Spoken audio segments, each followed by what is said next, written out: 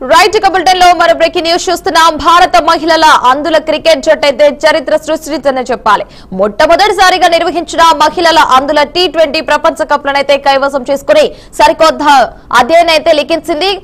కొలంబో వేదికగా జరిగిన ఫైనల్స్ లో భాగంగా నేపాల్ పై 7 వికెట్ల తేడాతో ఘన విజయం సాధించిందని చెప్పవచ్చు. విశ్వ విజేతగా కూడా నిలిచింది. టోర్నమెంట్ ఆశాంతమైతే అద్భుత ప్రదర్శన కనబరిచిన భారత జట్టు ఒక్క మ్యాచ్ కూడా ఓడిపోకుండా అజేయంగానైతే టైటిల్ ను ముద్దాడించింది.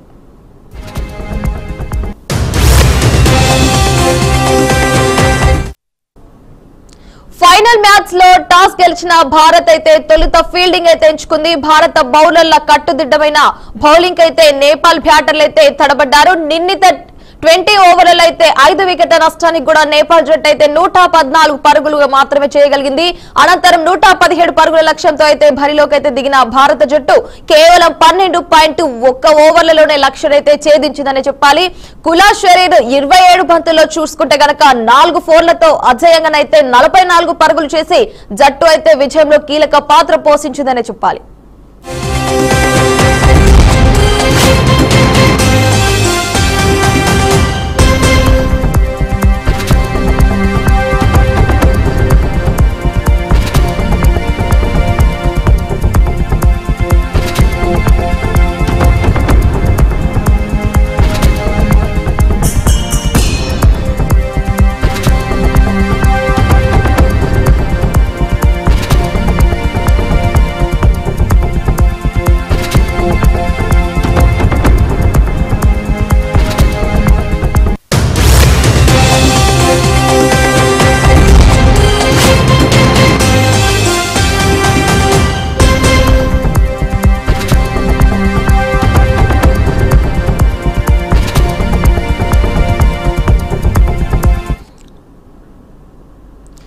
రైట్ బులెటిన్ లో బ్రేకింగ్ న్యూస్ చూస్తున్నాం. ఫైనల్స్ లో అయితే నేపాల్ పై 7 వికెట్ల తేడాతో అయితే ఘన విజయం సాధించిందని చెప్పాలి.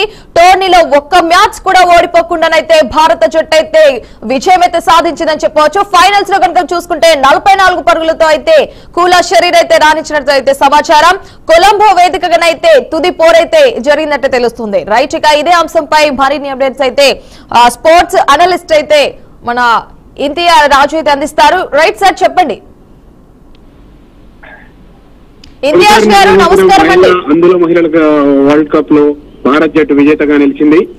T20 ఫార్మాట్ లో నిర్వహించిన ఈ టోర్నీ ఫైనల్లో భారత్ జట్టు 7 వికెట్ల తేడాతో నేపాల్ ను చిత్తు చేసింది.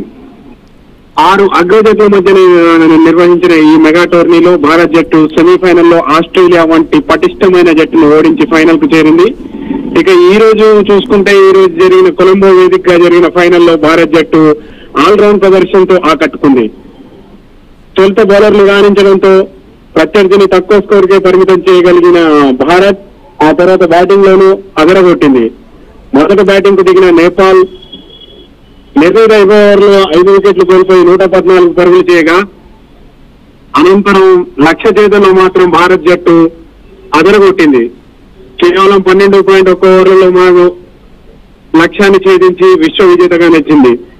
ఇటీవలే హర్మన్ప్రీత్ సారథ్యంలోని భారత మహిళల క్రికెట్ జట్టు ICC వన్డే ప్రపంచ కప్ గెలుచుకుని యావత్ భారతావనిని ఆనందంలో ముచ్చటగా ఇప్పుడు అదే బాటలో అందుల మహిళలు కూడా విశ్వ విజేతలుగా నిలిచారు.